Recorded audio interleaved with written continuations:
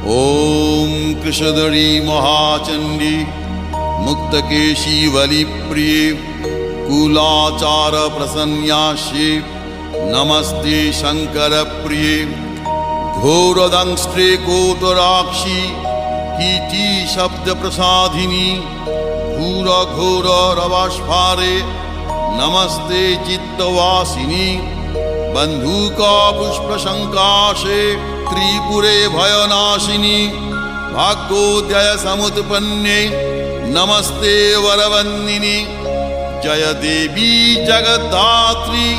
त्रिपुराद्ये त्रिदेवते भक्तेभ्य वरदे देवी महिषग्नि नमोस्तुते घोर विघ्न विनाशाय कुलाचार समृद्धये नमामि वरदे देवी मुंडमाला विभूषणे रक्तधा